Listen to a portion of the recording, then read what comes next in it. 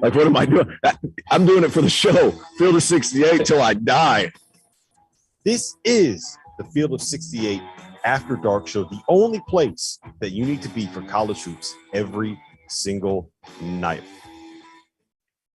And we are live. Welcome to the Monday evening edition of the Field of 68 After Dark here on Sirius XM Channel 84. That is the ESPNU station. We're live over on YouTube. If you're watching there, hit that like button, hit that subscribe button, jump in the chat, ask us some questions. We will be answering them during breaks. My name is Rob Dauster, and ladies and gentlemen, the madness is officially here. The SoCon tournament title game had one of the best finishes that you are ever going to see at the college basketball level, and we were lucky enough to be joined by the hero of the night. We'll get to that here in just a minute. First, some housekeeping. My partners in crime tonight, Stadium Insider Jeff Goodman and noted Murray State superfan Steve Prohm. We are presented by our partners at Bet Rivers Sportsbook. And fellas, what a game. Chattanooga takes down Furman in the SoCon title game. Mike Bothwell hit a three to force overtime. In the OT, he scores to put Furman ahead with 4 seconds left before David Jean-Baptiste answers, drilling a 30-footer over two defenders at the buzzer for the win. Insanity, bedlam, a title, and a ticket to the big dance. Prohm, where does this rank? Like, this is an all-timer, right? That's an all-timer shot we're going to see replayed over and over and over again.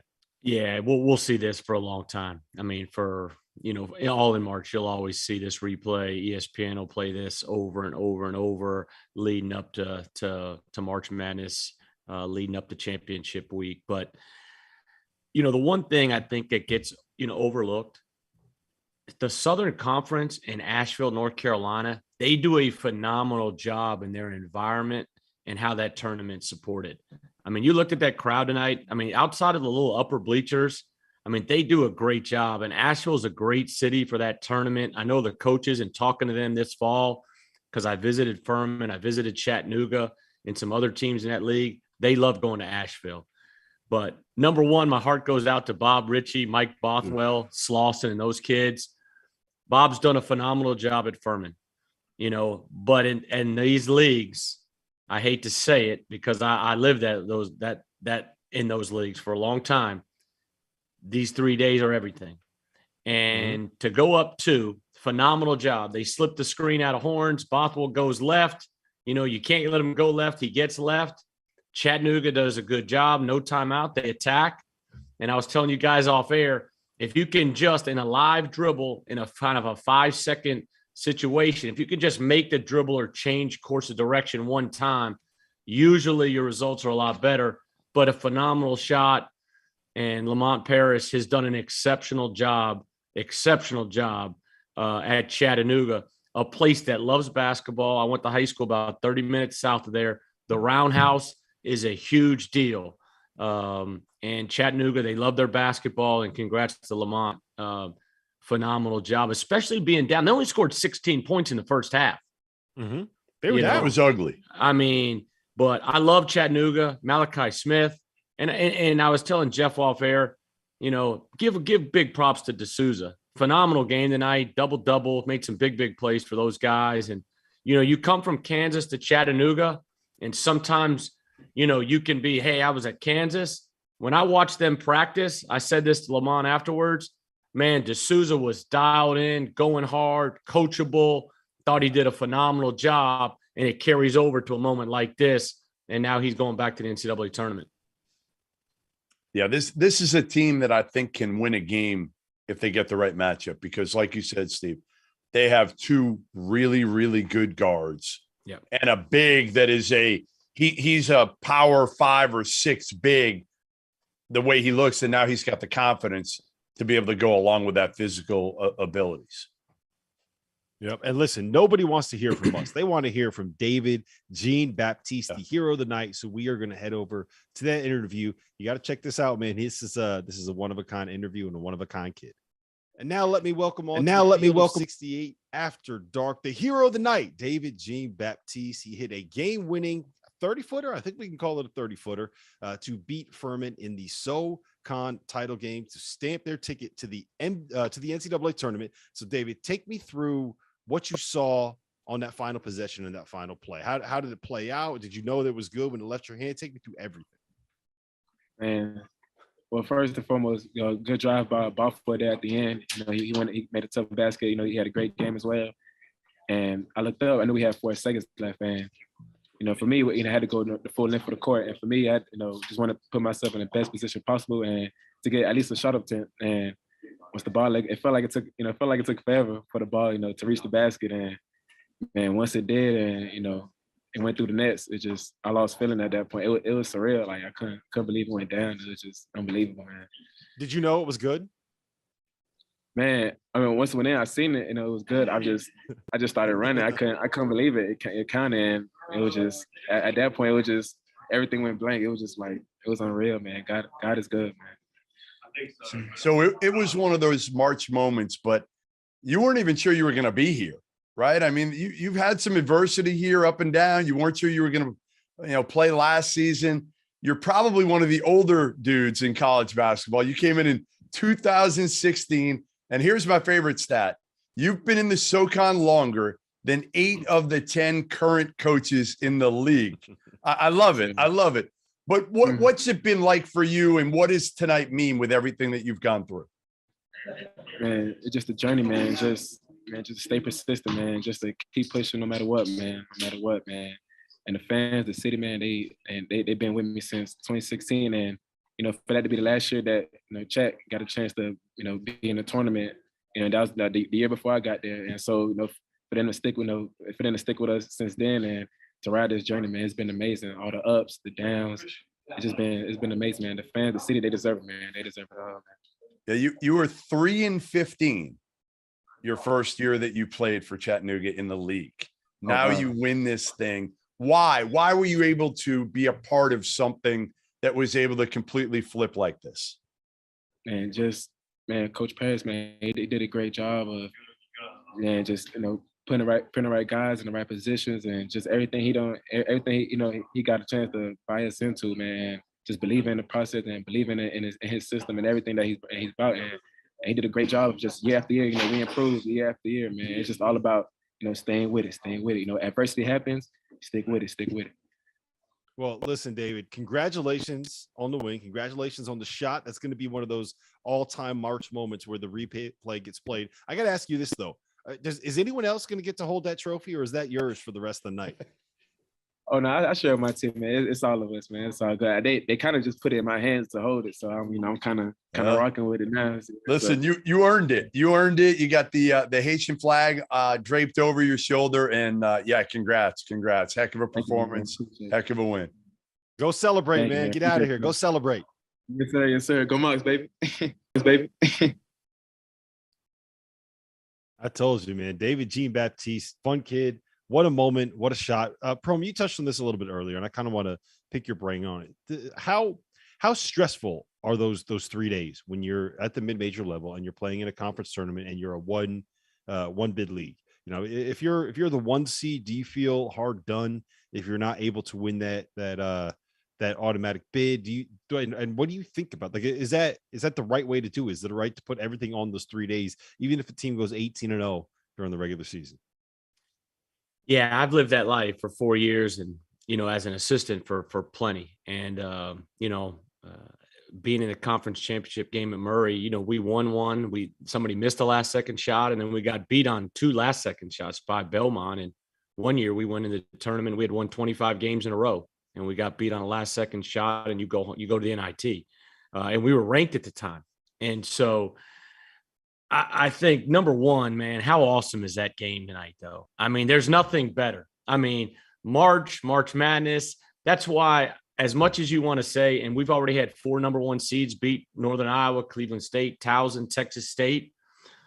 Phenomenal job by those coaches to win your regular season off to anybody that's done that, because to be the best from January or early December to the end of the year, that's consistency, that's sustained success. But I don't think you could ever take away these tournaments, and not reward them, because if you're playing tonight and it's not for an automatic bid, then the moment's not the same. But the pressure that those coaches feel in those moments, every possession from Chattanooga's win over the 8 seed over Citadel on whatever that was, Sunday or Saturday, and Furman's win over Mercer until they met here, every possession is magnified to where, you're fortunate to win the ACC tournament, Big 12 tournament, Big 10 tournament. You may know you're already going to be at the 4 seed, 5 seed. This is everything at that level. And to see, let me ask you this, Goodman, because I do think that it's nice to kind of create a vibe where it's almost like a 358 team tournament. Everyone gets put into their conference tournaments. If you win, you get to advance into the national tournament. You should see the shot, by the way. The Navy women just hit to beat Holy Cross. No, I saw it. Holy crap. You think she called bank? I do not think so, but wow. That's maybe we need to get her on After Dark. But I do think that at the end of the day, I don't know. I don't remember what I was talking about. You were saying you got me. I know where you were going with it. You were going with the fact that a regular season title compared to a postseason 3 days. I've always said this. I got it now. Here's what I think. If they expand the NCAA tournament, you have to make sure that you make room for mid-major league regular season champions as well. So you can get more than one bid from the red, because that's what we want. Cinderellas, man. I don't need to see a 5-13 team from the ACC in the NCAA tournament. I already know they suck. If you could give me Furman and Chattanooga in the NCAA tournament, I'm there. I know Prohm is with me. I want to know if you're with me, Goodman. 100%. I've been with you all along on this. I want more mid-major teams in the tournament because it is more fun the first weekend, which is honestly the weekend that everybody gravitates to, right? Like the Final Four is great, but a lot of times the Final Four are for the diehards. But the first and second round, that's when everybody's filling up their bracket. That's when everybody's watching, no matter who. They don't care. They don't care the players as much. They just want to win their games. They want the Cinderella stories, the upsets, the buzzer beaters.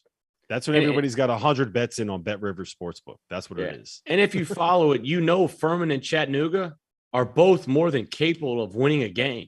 In the tournament. Where did Furman win this year? Prohm, where did Furman win this year? They won at Louisville. And they won at the Yum Center. Yep, they won in the Yum Center. Didn't everybody beat Louisville? Yeah, but this was before. We thought that was a big win. We thought it was a big win back then. Well, it was a game Furman thought, hey, we can go get this one. Yeah. You know what I mean? When you're a mid-major and you get your bye games, there's the ones you sign up for where, hey, this is going to be a great experience. But there's also the ones you sign up for where it's, hey, we can get those guys. Yeah, sure. That's why you do it for the experience. It's not for that check, right? You do it. It's all for the experience, right, Prohm? A little bit of both. Sometimes. A little bit of both, Steve. Well, listen, we've had 5 automatic bids given out already. We've had Murray State win one. Shout out to Steve Prohm for that one. I know he was happy. Longwood, Griff Aldrich, who was on the show yesterday. We had Loyola Chicago in the Missouri Valley, almost in the Mountain Valley. Chattanooga won tonight, and Georgia State picked up their automatic berth to the NCAA tournament tonight. The 2 big ones there, Murray State and Loyola Chicago. Murray State is in no matter what. So them winning saved a bubble team a bit. The bubble did not burst when Murray State won. Same thing with Loyola. I don't know if Loyola would have been on the right side of the bubble. They were right there on the cut line regardless of what happened. So that means that there's no bubble teams that are going to be sweating out Loyola potentially being an at-large bid. Let me ask you this, Goodman. 2 bubble teams got saved. Who were those 2 teams and who has the most on the line right now in your mind? All right, so there's one person and one team that I think has the most on the line this week. And I think it's clear. I do. I think it's so clear. I think this guy could lose his job if it goes the wrong way. And if it goes the right way, he saves his job, gets in the NCAA tournament. It might all be forgotten. And that's Travis Steele of the Xavier Musketeers. He's in year 4. They were great. I mean, like, it feels like an eternity ago now, but it was probably 3 weeks ago that they were a top 25 team, and they've gone, I think, 3-8. Is that right? 3-8 in their last 11. They've lost a lot. They have lost a lot. They've lost a lot. Yeah, I think they're 3-8 in their last 11, and now they are right on the bubble. And they open the Big East tournament with Butler. And if they lose to Butler, because Butler's also it might be a game. I hate to say it. and I hate to do this with Prohm on here, but it might be a game of both guys needing to win to save their jobs. Lavelle Jordan. Let me put this. They've lost. I think it's 9 out of 13 down the stretch, right? 9 out of 13 games down the stretch. On Saturday, January 2nd, Xavier was 14-3 overall, and they were in the top 20 on KenPom. I know you hate KenPom, but they were in the top 20 on KenPom. As of today, as of this very moment, they are 18-12 overall. They finished 8-11 in the Big East, and they are outside the top 50 in the metrics. And going from top 20 to outside the top 50 is basically going from you're trying to get a top 4 seed to, oh my God, I hope that we make it to the NCAA tournament because we could miss this thing. Yeah, it's a tough one, and it's year 4 for Travis. He hasn't gotten to the tournament yet, and they have the talent. They do. They had everything. Steve, you saw them in the preseason. You know, they had veterans, toughness. I said it early, and I'm usually wrong, but I think I was right on this one when I said you cannot play Zach Fremantle and Jack Nunge together. Remember, Fremantle was hurt early. Nunge was terrific, and they were rolling. And then I asked him, he was on the show, and I think I asked him, I said, what are you going to do when Fremantle comes back? And he said, I'm going to play them together. And it looked good early. They were pretty good early. And then I think it caught up with them, especially in the defensive end. Yeah, I think you just got so many teams now, you know, that are small. I mean, you know, you look at Villanova, they're so versatile the way they play. They spread you out. You know, it could be 4 guards or 5 guys that can play with the ball in their hands or on the perimeter, and it just makes it tough. But I was really impressed with Xavier in the fall when I saw them. I walked out of there like, man, they're long, they're athletic, and they were missing a couple guys. You know, Fremantle was hurt. And I mean, they had the great win over Ohio State. They had some really, obviously a great start. Yeah. But they've got to get that one against Butler. And, you know, they're one of the teams, and you touched on that, they got to hope these number 1 seeds that are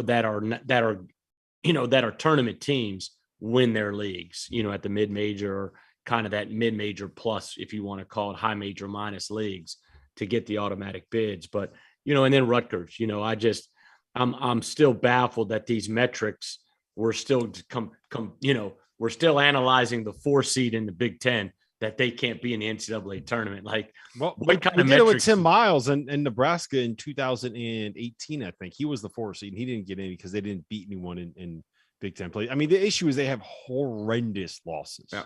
Like they in lost non-conference too. In non-conference, they lost to Lafayette. They lost to Lafayette at home.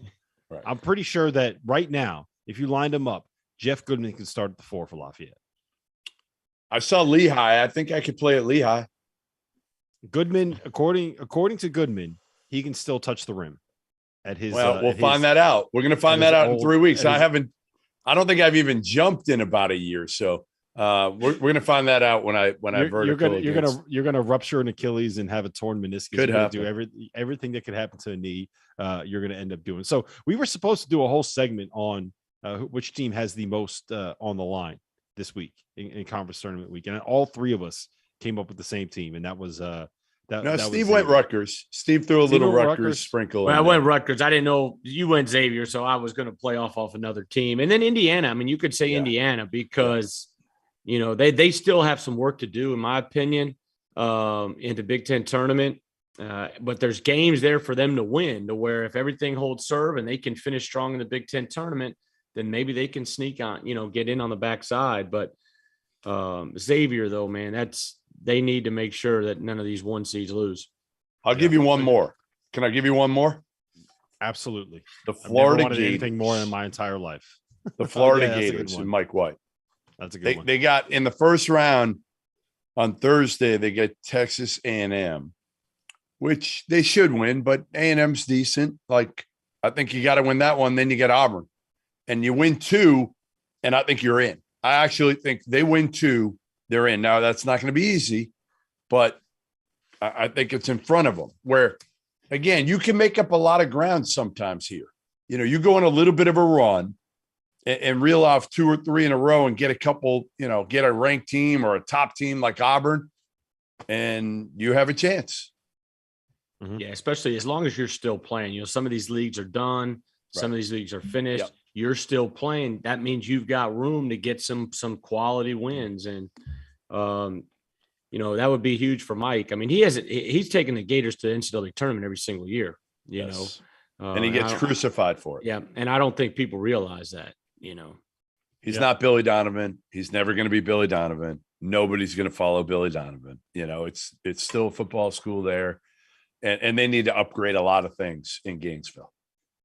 Well, listen, we have to pay the bills here, but when we come back, coming up next, we release our All-American teams. We released our Player of the Year. We released our Coach of the Year, and I do think that we surprised some people with the name that we chose for National Player of the Year.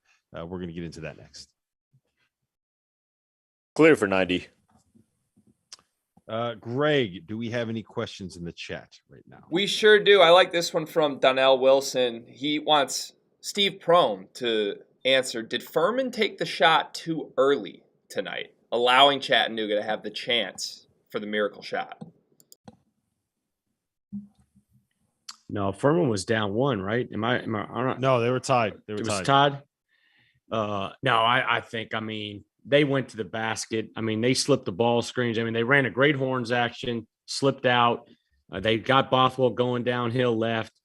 He shot it with about 5 seconds, 4 seconds. Still gives you opportunity to tip one in. 1 minute. I don't think so. I thought they played that great. Chattanooga hit a tough shot, and you got to live with it. Yeah. All right, here's another one. You want time for a tip too. You do. You want to save maybe a second or so. That if you can get a tip around the basket. So I didn't have a major problem with it either. When I finished watching that game, I didn't say, man, they went too early. I didn't that thought process. It was more, hey, they didn't get them turned. They didn't get them turned in transition. That was my thought. All right, here's another one for Prohm. As a coach, would you rather lose like Towson tonight, where they're just down like 10, kind of comfortable loss, or would you rather lose on a miracle shot like Furman did? No, lose on a miracle shot. It's 10 seconds. You want to be in the battle. If you're a competitor, man, let me be in the battle and let me dance and let me feel that heartache and know that 2, I fought. 1. And we are back. It is the Field of 68 After Dark. We're live on Sirius XM channel 84. That is the ESPNU station. We're streaming over on YouTube. If you are watching there, hit that like button, hit that subscribe button, jump in the chat, ask us some questions. We answer them during breaks. My name is Rob Dauster. With me, Steve Prohm, Jeff Goodman, and we were 3 of the 11 voters on the panel that we had for the Field of 68 official Player of the Year, Coach of the Year, Freshman of the Year, Defensive Player of the Year, and All-American teams. We are going to talk about those picks right now, and we're going to break them all down. Goodman, I think you were with me in that most of the season. We were both kind of on Johnny Davis is the National Player of the Year. Johnny Davis is the National Player of the Year. Johnny Davis is the National Player of the Year. And both of us, at the last minute, threw a curveball. You flopped too? I flopped too. I went to Oscar Shebe. So tell me why you switched. Peer pressure. It was all peer pressure. No, it was just watching Oscar and saying to myself that, you know what, like, it's hard because when you watch a big, I don't want to say it's just not the same as watching a wing like Johnny Davis that's smooth, that you put the ball in his hands and he could just make a play, great mid-range, just silky smooth. Plus he's a terrific rebounder for somebody his size. And I thought he impacted. I just didn't think Wisconsin was any good besides him. I said it over and over. I didn't think they were even maybe an NIT team. So I felt like, yes, Kentucky didn't have great talent around Oscar, but they had a hell of a lot more than Wisconsin. And they were both kind of similar in terms of where they ended. To me, 2 seeds that I thought before the loss to Nebraska at home, Wisconsin would have had an outside shot at a 1 seed. At least I would have put them there. But anyway, that's not here near there. Oscar was so dominant, the hardest damn playing big man that I have seen, probably maybe ever covering this. I would have said it was Domas Sabonis before this, but I think Oscar plays harder and, man, averaging 15 boards a game every day.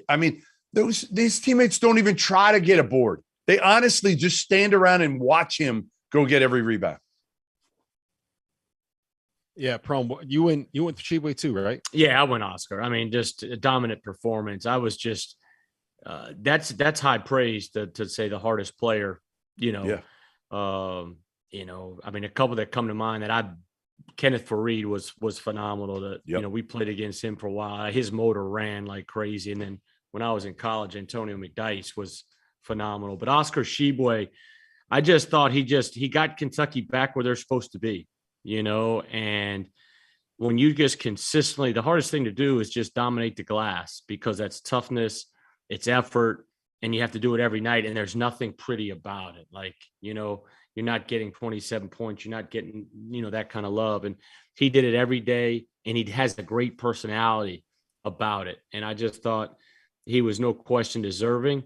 You know, the only thing you could say is, you know, Kentucky didn't win the SEC. If you had one little, you know, they finished a game behind, but he was my guy, and I've really for the last couple of weeks.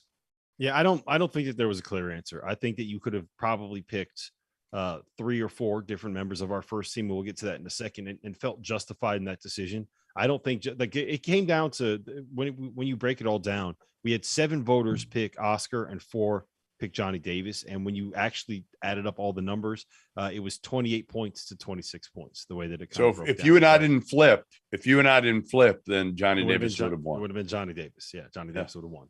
If one of us didn't flip, then it would have been a tie. But I will say this.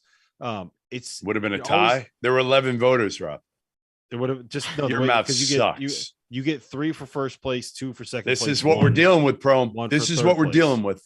No, you don't understand, Goodman. It's okay. I do. It's okay. I do. There's got to be a tie.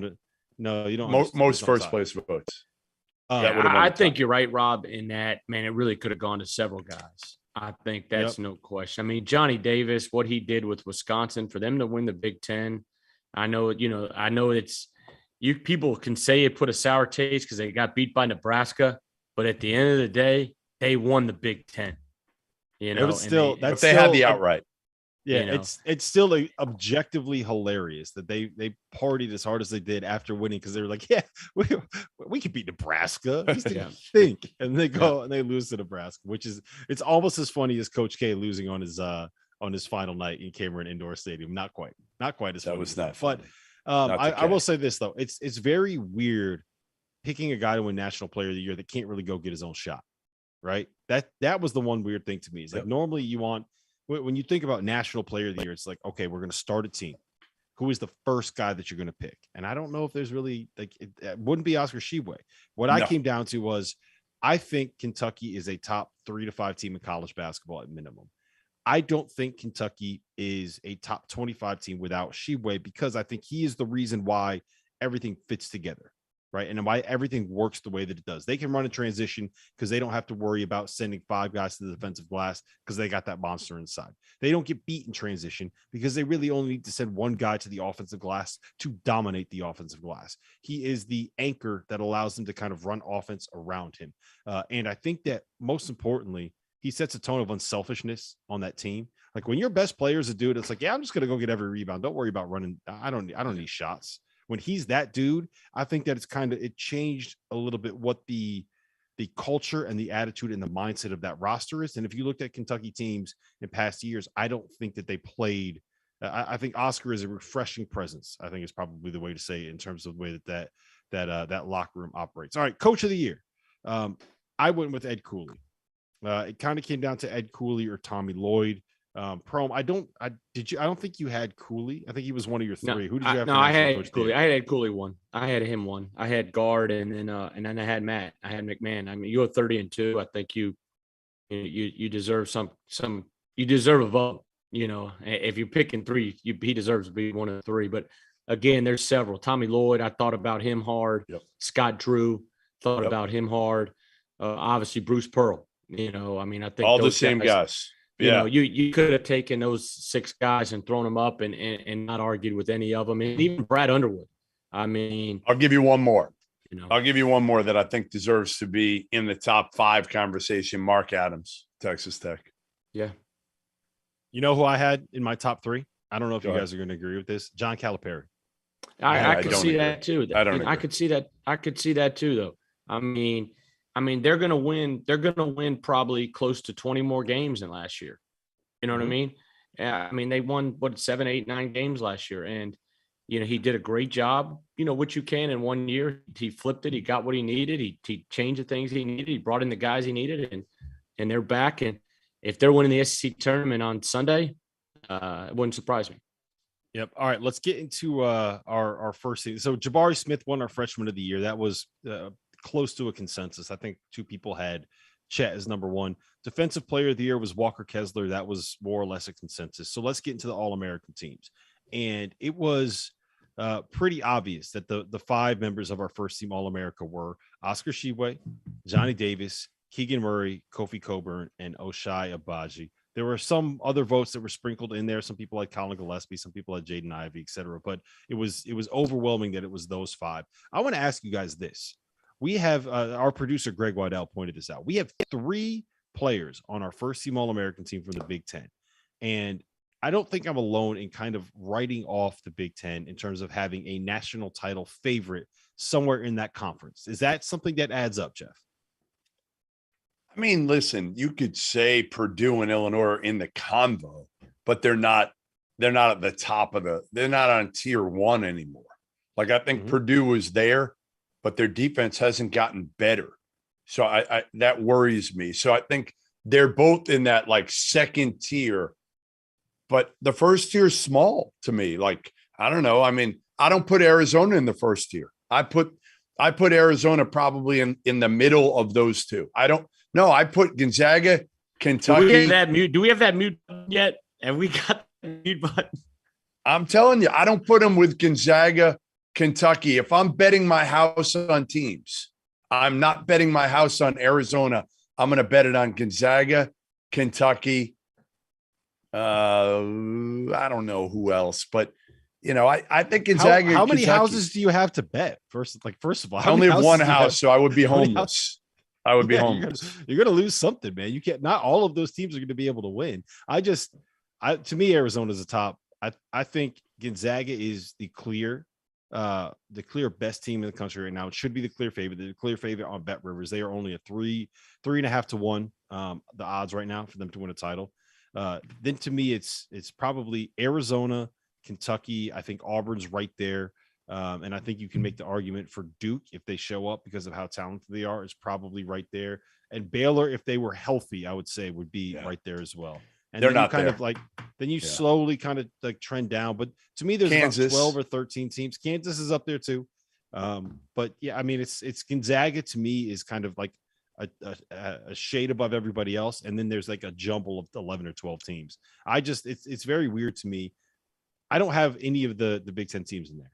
I think I would not be shocked if Illinois made a Final Four. I think Purdue has the firepower to get to a Final Four. Honestly, if I was going to pick one single team based on the odds that you can get at Bet Rivers, if there's one team that I was going to bet on to make it to a Final Four, it might be Iowa.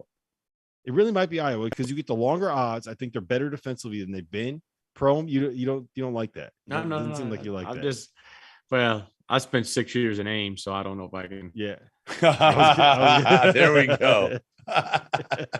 It finally comes out. He's got Matt McMahon saying that Iowa can't do it. He's not buying. Imagine we finally broke through the coach speak wall. All right, we're good. Let's do it. I've never heard Steve Prohm be like mad at anybody, but he hates the Iowa Hawkeyes. No. You just, you're an Ames. You can't root for Iowa, But no, I think what Fran's done this year is remarkable, though. I mean, the guys that he lost, you lose Garza, and you lose those guys that he lost off that team last year, and to come back and have a top 20 team. I mean, I'm watching them last night, and they had a great chance to win that game. And I'm looking at them like, dang, man, Fran's got them top 20, and they're 12-7 in the league. He's done a great job there, and he's done it over a long period of time. All right, Goodman, we gotta get to a break here in a second, but before we do, our second team All-American team was Colin Gillespie, Ben Mathurin, Jaden Ivey, Jabari Smith, and Drew Timme. And third team we had your boy JD Notae, EJ Liddell, Paolo Banchero, Chet Holmgren, and Walker Kessler. Did anybody get snubbed? Is there anyone that's not on one of those 3 teams that you think has to be on there? Not really. No. Here's my only thought on that. Go ahead. And I know he was injured, but Baylor's third in the country. And nobody's on there. James Akinjo can't make it. Nobody. No, because they were so balanced, Steve. Yeah. But I just, I thought he was big for them. And I get it. I mean, the guards and they, the fluctuating roster. But, that's obviously a credit to Scott Drew and his staff, too. Did a phenomenal job. But, third in the country, you'd think you're gonna have somebody on an All-American team. Yeah, the only reason I didn't have him on there was because I think that he kind of fell off a little bit down the stretch of the season, and I love him. Look, I had him preseason first team. Yeah, that's why I said I know you got some Akinjo bias in you. I thought about David Roddy, guys. I thought about David Roddy, getting him on the he's right up knocking on the door of that top 15. Colorado State's been good, not phenomenal. If they had won the Mountain West, I probably would have put David Roddy on there. Yeah. Well, listen, we got to pay the bills, but coming up next, we are going to dive into every single one of the Power Six conference tournaments, and Jeff Goodman is going to give you the winners. So if you want winners, Jeff Goodman is giving you winners. I'm ready. Coming up next. Clear for 90. They got best beats on sports or bad beats right now on Sports Center with SVP and Stanford Steve, and they might as well just do every single bet that I made at Bet Rivers this weekend. Just put every single bet that I made, put it up there on the screen. Just heartbreaker after heartbreaker after heartbreaker. Anyway, Greg, get us some questions so I can be distracted from this hideous nonsense. I just want to start with a comment. We've got Joey accusing Goodman here of eating glue for breakfast. I think that came after your Arizona take. Do you eat glue for breakfast, Jeff? Do not eat. I don't think I've ever eaten glue for breakfast. Maybe when I was a kid. 1 minute. That's more like an afternoon snack thing for him. Yeah.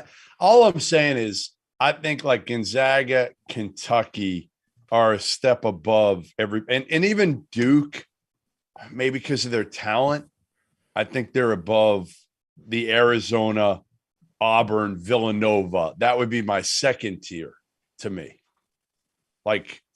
There's some others in there, but I just don't think they're in that top tier that, again, if I'm betting my house on them, I'm going Gonzaga, Kentucky, and Duke above Arizona and the rest of them. You have them as 20 top seconds. 5 to 7 teams. So you're clearly a hater and clearly entirely biased and think that they suck and want Tommy Lloyd fired.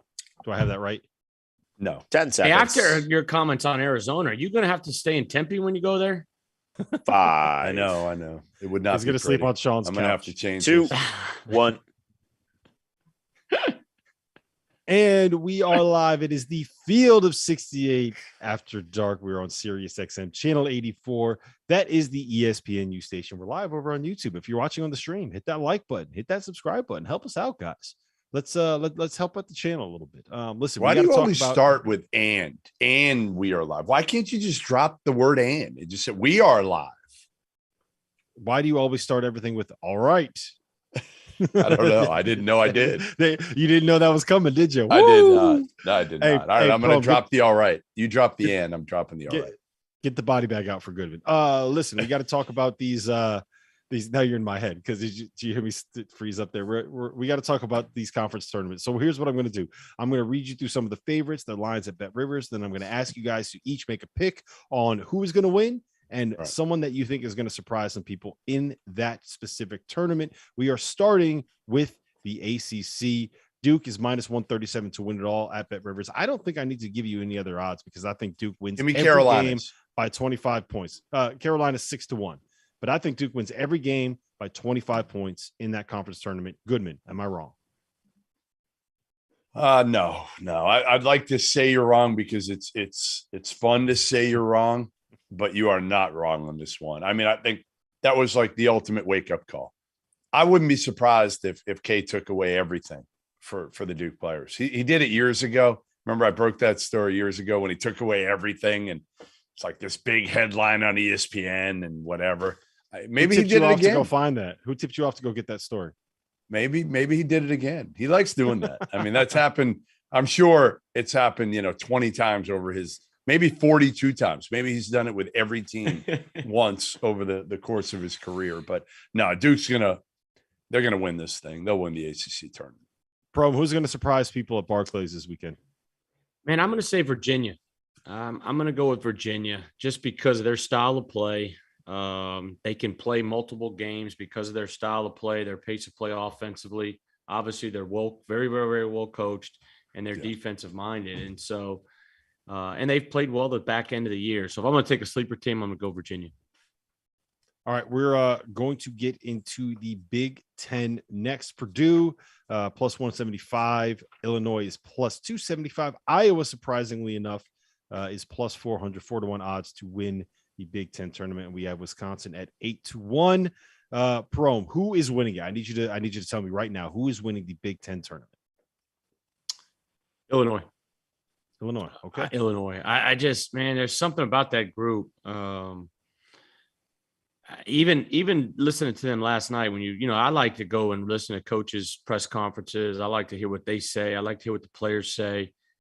They got more to prove. I think they have more to prove, and they're the defending Big Ten tournament champions as well. And it's amazing, how you can have special years and lose a special player like Io.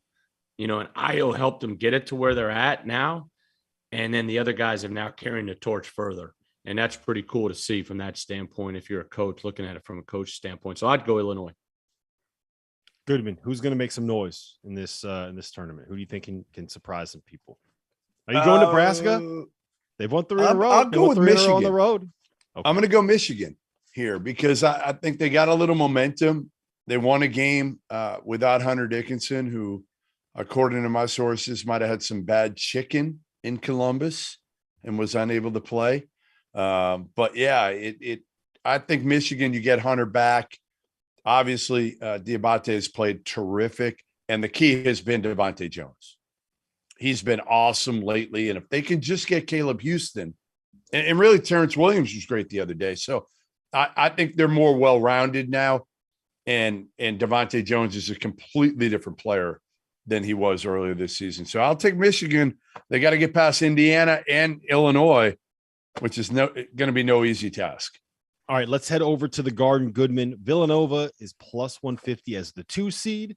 UConn is plus 300 as the 3 seed. Providence, who won the Big East regular season title outright, is plus 500. They are the 3rd favorite, according to our friends at Bet Rivers Sportsbook. Jeffrey, who's winning this thing?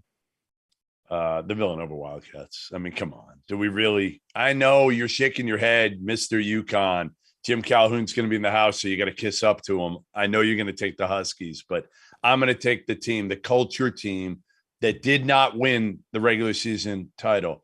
And despite beating Providence twice, they're going to be hungry for this one. So I'm taking Colin Gillespie and the Villanova Wildcats. Prohm, who's going to surprise people? Seton Hall. I think they've won their last 5. They've won 8 out of 10. They've struggled with COVID during the years. They've struggled with injuries. And I think, Kevin and his group's got something to prove. And there's no better stage, like we talked off air, than the Garden to prove it. And, I like Seton Hall. Hey, how about the road? Listen to this. Xavier's road. Butler. Now, again, they've been terrible, I know. But if they can get one against Butler, they get Providence in the quarters. Then they would get the one of Marquette Creighton. They could get in, honestly, they could go to the finals. And it wouldn't surprise. They were favored. They have more talent than maybe all those teams. Mm-hmm. They do. Just saying. They should win. They should win it. They also should not have lost 9 of the last 13. All right, we got to roll through these. Let's get to the Big 12.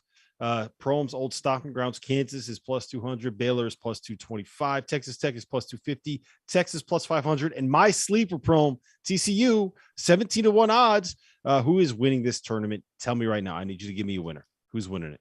I'm going to go with Kansas. Because if they could get, as they get in that semifinal, final round, Big 12, if you've been in that environment, and Iowa State, they call it Hilton South there. They support it. So if they move on, they'll have a home court advantage as well, too. But I like Kansas because the environment's going to be really, really pro-Kansas. It's going to be hard to beat them in there. Goodman? Yeah, I'm with you. I just don't like Baylor. I love Baylor. I love everything they've done. I think they're too shorthanded to make a run. And honestly, I believe the best thing for this Baylor team is probably not to go deep in the Big 12 tournament and get rest, especially if they only have 6-7 guys, which is what it looks like right now. Yeah, TCU is the sleeper. Watch out for them. They get Texas in the quarterfinals, and then they play Kansas twice last week. They get them in the as a potential matchup in the semis. All right, Pac-12. Arizona's minus 112. UCLA is plus 175. Goodman, Oregon plus 800. USC plus 1,010 to 1 odds, and them winning it. Who do you like out there in the Pac-12? I thought we were talking about the power league. So okay.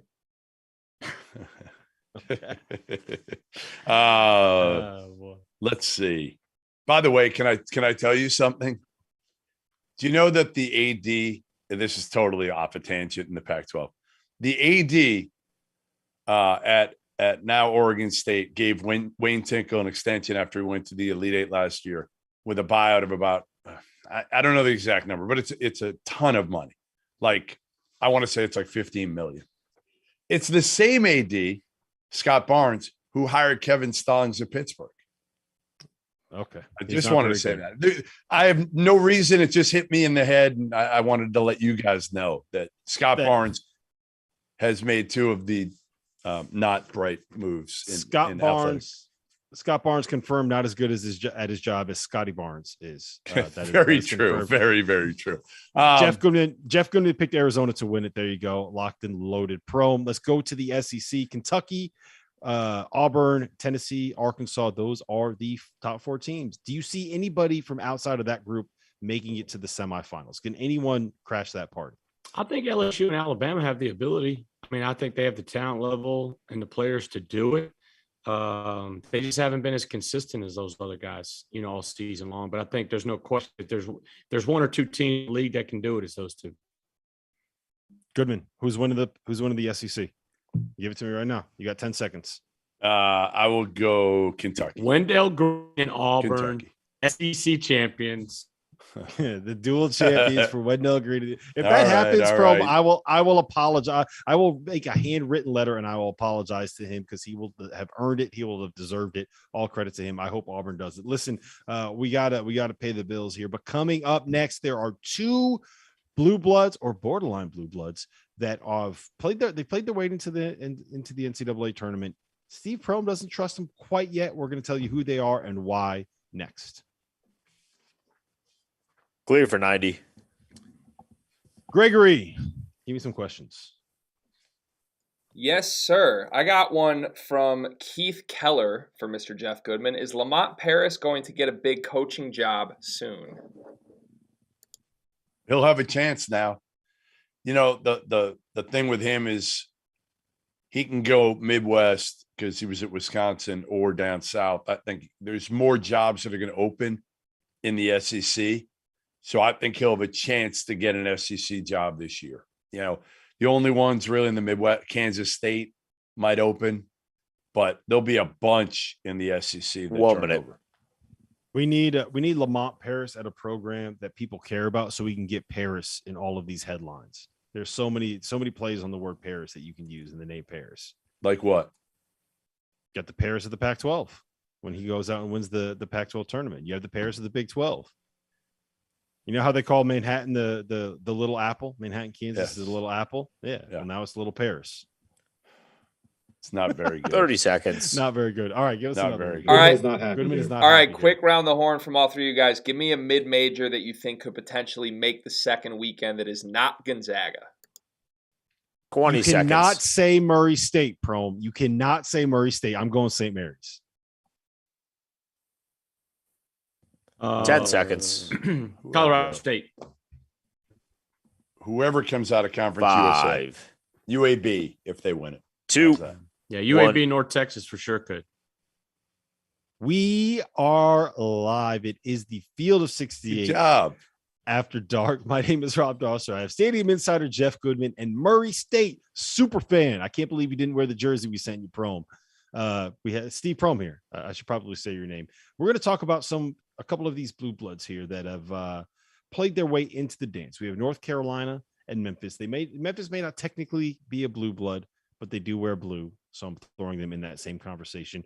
According to our friends over at the Fielding the 68 bracket show, North Carolina is a 9 seed right now.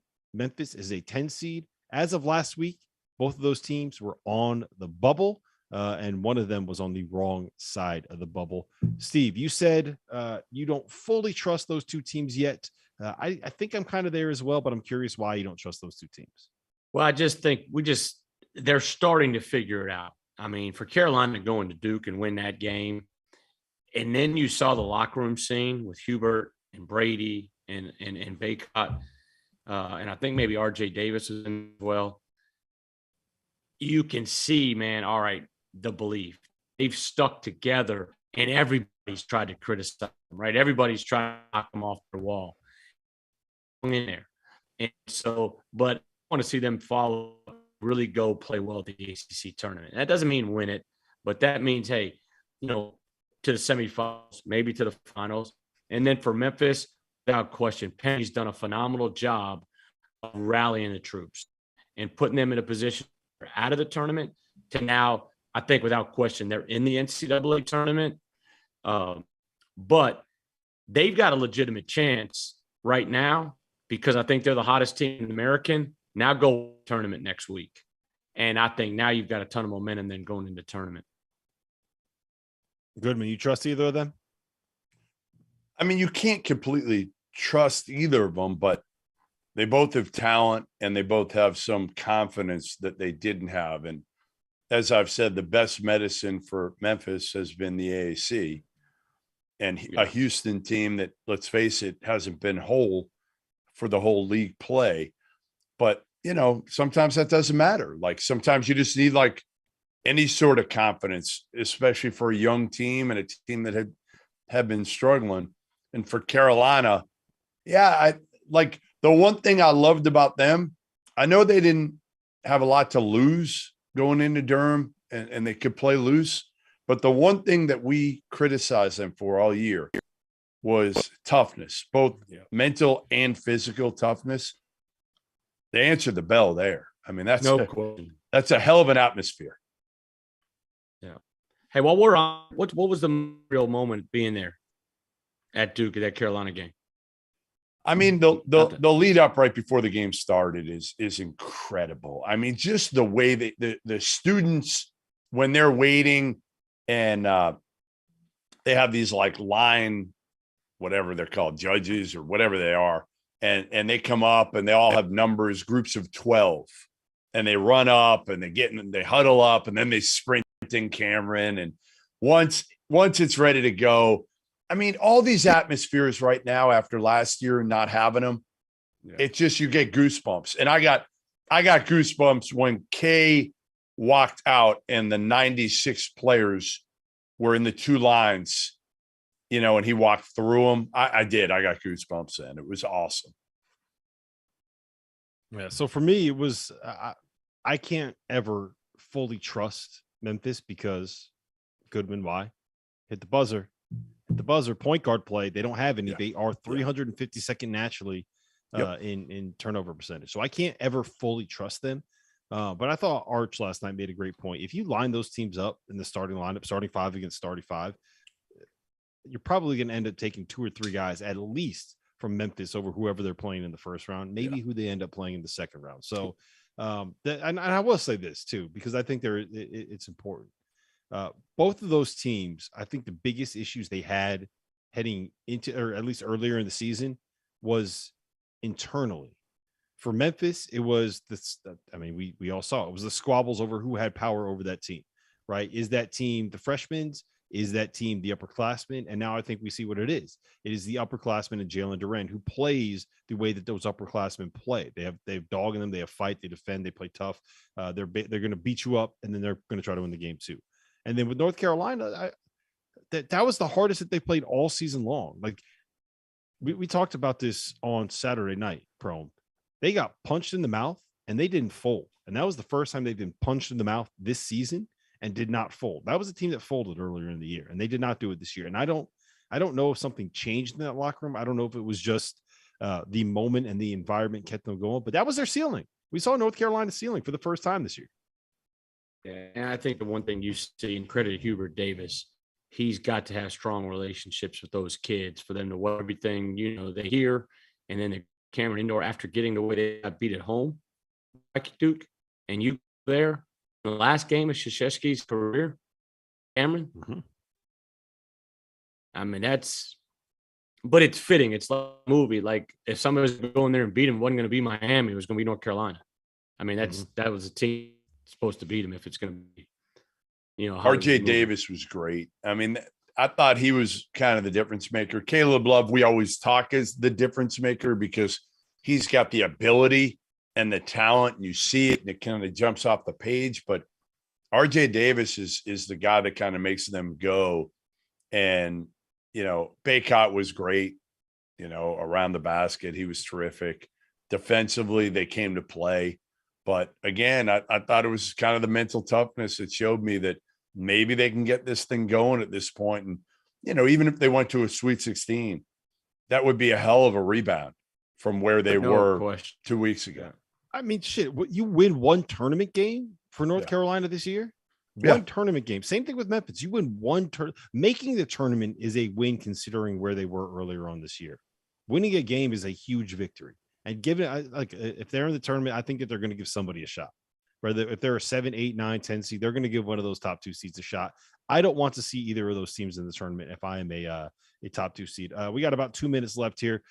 Goodman, I think we need to put Michigan in this conversation as well. Without Hunter Dickinson, they went into, I don't even know what the building is called at Ohio State. The shot center. The shot center. They went in and they won. Right? Shot center? Is that right? Something. The house that Greg Oden built. Let's just go with that. There you go. It was a heck of a win. I mean, heck of a win. And, a win that takes, I think, a little bit of pressure off them when they play in Indiana in the Big Ten tournament this week. But, I think what it showed me was that, again, Devontae Jones is capable of kind of taking this team on his shoulders a little bit. And now, if they can just get Caleb Houston on track, I mean, he was 0 for 10. Now, the key is Juwan Howard comes back now. And what is that going to be like for them? Is that at all a distraction? Are people still going to want to talk about it now that Juwan Howard's back? Because I think people have kind of moved on from it, these last few games without Juwan and with Martelli. He's got to get through one press conference. That's what he's got to do. He's got to get through that first Big Ten tournament press conference, and then he'll be fine. The best thing that could have happened to them is that Wisconsin lost to Nebraska, and they are now the 2 seed, which means that we do not have a potential quarterfinal matchup between Michigan and Wisconsin. But listen, we are wrapping up here. If you want to continue with us, we're going to be answering questions. Head over to our YouTube channel. We are doing the After Dark Afters. Steve Prohm, Jeff Goodman, and I are going to be answering questions from the chat. We thank you guys for joining us. This has been a blast. This has been Sirius XM, Channel 84, the ESPNU station. Rob Dauster signing off.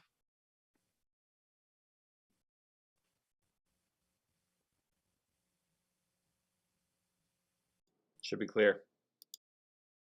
All right, we're clear. Perfect. Gregory, what do we got? We got some questions. We got anyone in the chat?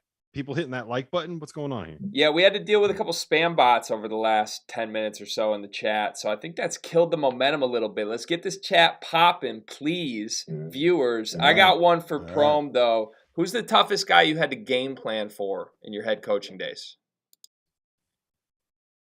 Oh, man. Probably Azubuike at Kansas.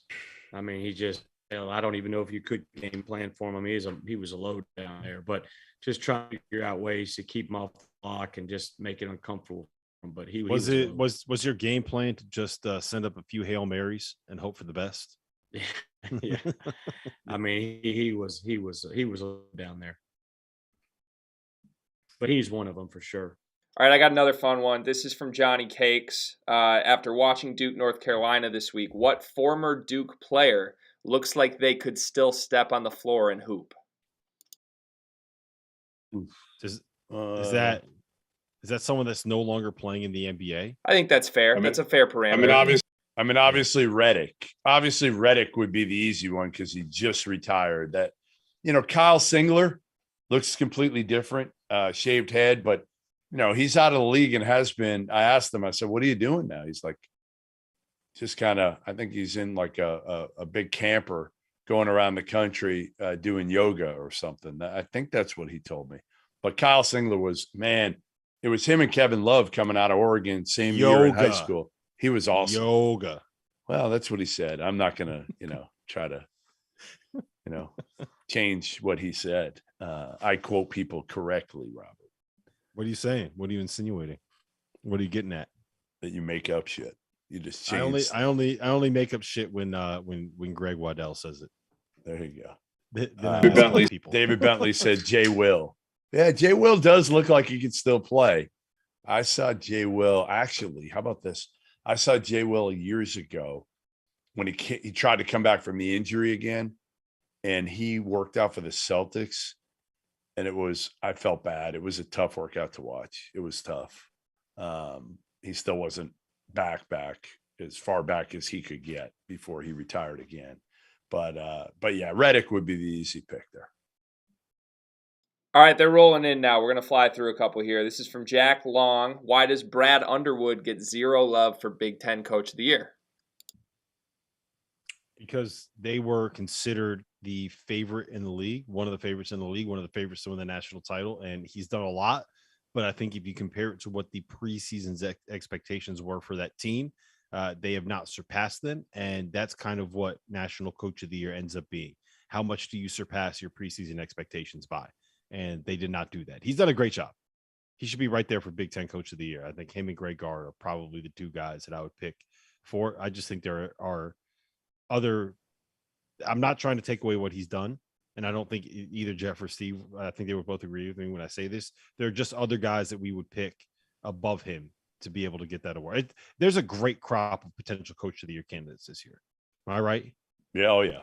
Oh yeah. Absolutely. And Greg Gard, though, Greg Gard is very well deserving of that award.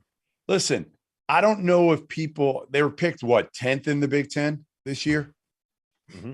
So I would say preseason, we did a top 50. We did not have them in our top 50.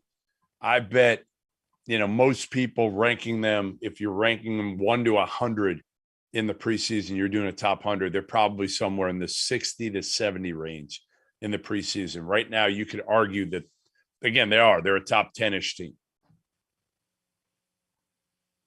Rob, I just want to note that we have you on record now officially saying that you think Chris Collins is a better coach than Brad Underwood. That's nuts, man. That's absolutely nuts. New question. This is from Daniel D. Thoughts on Dayton making a run in the A-10 tourney and getting into the NCAA tourney? They're going to have to get the automatic bid if they're going to get in. That's my thought. I think they're sitting in that second four out. It looks like in a lot of things. I mean, you just go back. They've got a young team. I think turned most everybody, if not everybody, from their team. Yeah, just those three bye games. Yeah, the three bye games early. The Austin P, the UMass Lowell, and somebody else got them in there.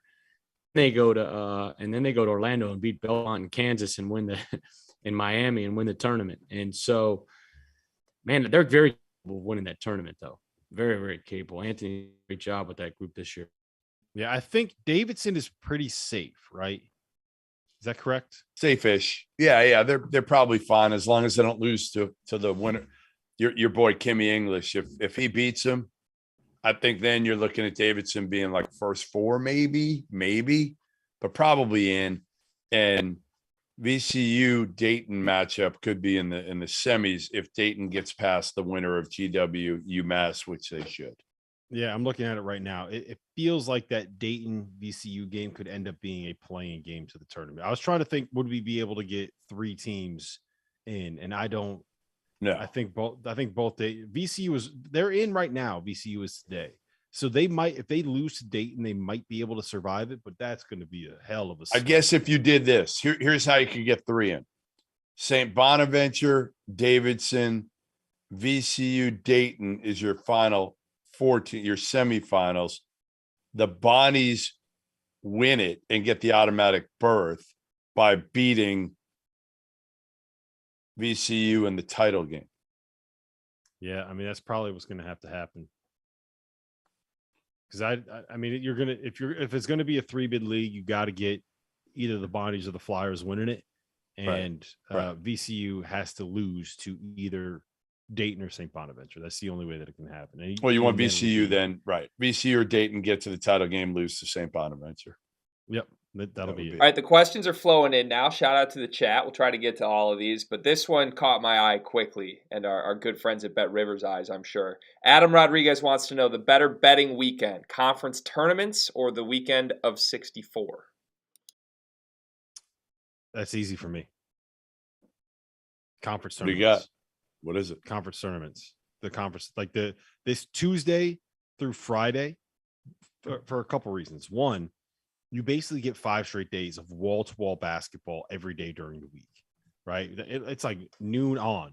These next 4 days are going to be unbelievable. 2, on the first weekend, you only have 2 days of that, right? It's Thursday and Friday, and that only means there's only 2 days that you could pretend to go to work. So I think this week is better for betting. I think that there's more action and it's more of a holiday for the first weekend of the tournament. But this is great, man. I'm all in on it. I don't know, but Greg, where are you? I know you're a big bettor. Yeah, I think you nailed it. And like, there's the optimism of the next weekend still. Like, I always hit that point during the first weekend where it's like, oh, we're 75% over now. This sucks. So I'm with you. Optimism, endless optimism is a better. That's a key asset to have. All right, this is from Daniel Ward. He wants our thoughts on Tennessee. Are they a serious national championship threat? Prohm, why don't you take that one? Yeah, I think they're a second weekend spread for sure. Yeah. And what Rick Barnes done a phenomenal job. I like his team. I don't think they're in a national championship, but I think they can make a really deep run in the postseason for sure. All right, next up from Dawson. Which league ends with the most teams that make the second weekend? Big 12 or SEC? SEC. I'll go SEC there. Tough one. I think probably the SEC because I think we're pretty much guaranteed 4. I think all 4 of those teams will get there. Guaranteed 4? I feel. Well, I mean, nothing is guaranteed, but I feel very confident saying that those top 4 SEC teams are going to find a way to get to the second weekend. I don't know. I mean, again, Wendell Green, starts jacking, going 2 for 15 or something like that, and Prohm's wondering what the hell happened to his Tigers.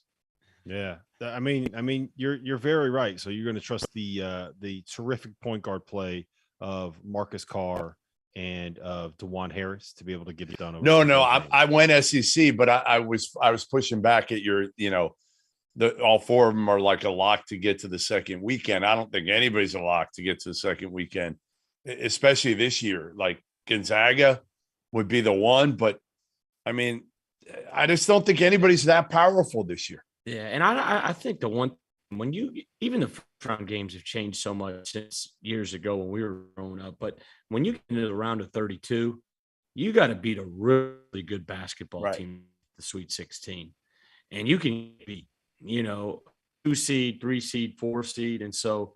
But I would say the SEC, kind of like what you said. I think those 4 teams, they've got those wild card teams, Bama, LSU, that are very, very capable. Yeah. The Big 12 will probably get 6 in, but how many can the first 2 weekends and maybe 3, I would guess, throw out there maybe. Where the SEC, I'd probably think 4.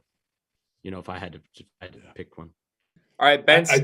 I worry about Baylor, guys. The more I think about Baylor now, and I thought Cryer would be healthy by now. Like I thought they could sustain the loss of Everyday John, but you had to have a healthy Cryer. And I know they're completely different positions of players, but they just worry me now. I just don't know. Their margin for error is so slim now that I could see them getting upset in the second round. Yeah, I'm kind of there too. It's they had a pretty slim margin of error when they had all 8 of their guys. Right. It's like if one guy gets in foul trouble and you got a sprained ankle at the wrong time, it's a bit of a risk. So I'm kind of, as much as I love Baylor, as much as I love Scott Drew, I'm kind of off the Baylor bandwagon at this point. All right, Bensky Bro has a question I really like, but I'm going to tweak it slightly. I'm sorry, Bensky. If you could pick one one-on-one matchup that you could see come to fruition in the NCAA tournament, what would that matchup be? That's a great question. Kofi and Oscar. I've In wanted it all basketball, year. or Kofi they and set him up Oscar. in the Oklahoma drill. It would be classic. It would be fun to watch. I mean, it's a season of bigs, right? Why not get the two best bigs in the country going at it? So I hope they do that. I mean, I love how they say they don't, we don't look at any of the matchups. Like, cut the shit. Of course you do a little bit. I'm not saying like you're moving everything around and talking about it, but like if it comes up there and you're like, well, you know what? Kentucky's a two, but like let's move this team there so that again, Kentucky can play Memphis in the second round. That's what everybody would want to see. What do you got, Prohm? Jabari and Paulo. Let's go. I would say Auburn, Duke. I think would be a phenomenal, regional final. Wendell and Kerr. That they call that the Greg Waddell Bowl. I'm shaking. I'm giving Kerr your phone number, Greg. I'm gonna give him your phone number. I'm gonna give you your address. Kerr's gonna hunt you down. Listen, he made me a fan coming at me over the weekend. I'm now a huge fan of his. He's the great. best. That's the great part of him. He will absolutely come at you and call you out, and like that's fine. Like, and he remembers that shit. Like he remembers it and uses it as motivation. I love it. I motivate. If they win the national title now, I better get a ring for motivating Kerr Kriisa for making up a quote about what Greg Waddell said. It's nonsense. We better get rings. We better get rings, Greg. Do you think we're gonna get we'll rings? do our best. I'm sure we can pull some strings. All right, this is from Colby Mellinger. I hope I'm pronouncing that right. The likelihood that Kansas State fires Weber. I think it's going to be a retirement, and I think it's fairly high that it happens. Can I just say that I do think that he's kind of getting a raw deal. Yeah, I mean they went to an Elite Eight how many years ago now? Four tournaments ago. Kansas State was one of the two teams that ended the Kansas run of Big 12 regular season titles. Kansas won 373 straight Big 12 regular season titles until Kansas State ended it. That came a year after he made it to an Elite Eight. Then you had COVID, and now it's just get rid of them. We're going to do so much better because we are Kansas State, a juggernaut basketball program. I'm getting on my Steve Prohm. They have a good fan base. Backing all the coaches. They do. Steve, how good is their fan base? It's good. But I mean, go pull up Bruce Weber's career and see what all he's done from Southern Illinois to Illinois to State. I mean, he's had a phenomenal career. So, but he's been at two places where the expectations are probably higher than they should be, right? Illinois, they were brutal to him. In fact, so brutal that he had to start like offering like 8th graders to because they were killing him for his recruiting, and he started offering like dudes really young. And it ended up kind of working for a little bit, and then it backfired. Yeah, I just think he's running him out after what he was able to do there in 2018 and 2019 is that's harsh. That's a harsh thing to do to him. Hey, so. Steve, what's the craziest fan base that you've ever been around or seen or something that you've witnessed? Man, I would say obviously Allen Fieldhouse, the Kansas environment there. But when I was in school in Alabama, when you go to the SEC tournament, this is back when they played the SEC tournament at the Pyramid in Memphis. Yeah. And when you would see the Arkansas fans walk the streets, calling dogs, headed to the Pyramid, and then coming the other road was Kentucky screaming, "Go Big Blue." Wow. And this was the time where it was Arkansas, Kentucky, and Alabama. We were really good too. And Mississippi State, or SEC was really good in the mid-90s, really good. I mean, Randy Livingston, I mean, they were loaded. I mean, teams. Those environments in this tournament, that was cool. All right, this is the final question that I think we have. It's from Ricky, and it's for Jeff Goodman. Jeff, where is the ACC tournament this year? The ACC tournament it's not in Greensboro. It's actually at It's Barclays in Charlotte, right? Is it in New Charlotte, York. Jeff? No, it's in Barclays. I found that out. I'm not going there because it's a mid-major league this year. So I'm going to the Big East tournament instead. So I'm not even going to go. I'm going for a day in New York. How about that? I'm going for one day in New York, and I'm not going to go to the ACC tournament. I'm going to go to the Big East tournament instead. And then I'm out of there to another real tournament, the Big Ten. You're not going to the Pac-12? I am. I'm going to the Pac-12 title game, baby. So you would go to one mid-major league, but you're not going to the other mid-major league. Why are you prioritizing that? I'm going to see two mid-major leagues, the Mountain West and the Pac-12 on Saturday. Title games, though. And I'm going to play blackjack. I will ride for all of the Mountain West fans that are watching this show right now. It is not a mid-major league. It has never been a mid-major league. It never will be a mid-major league. They are, I don't know, they're not high major, but they're not a mid-major league. I will die on that hill. This year, it's a good league. I will sacrifice myself at the altar of the Mountain West. All right. Well, we'll sacrifice you too. So that's okay. Yeah. Goodman's like, yeah, that won't be too much of a problem. Get rid of him. Just a reminder for everyone listening, we are going to be doing live shows from Madison Square Garden on Thursday night. And on Friday night, the After Dark is going to be at midnight, Wednesday, Thursday, Friday, and Saturday. Saturday, we're going to be live from Barclays, just so people are aware. It will be an hour later.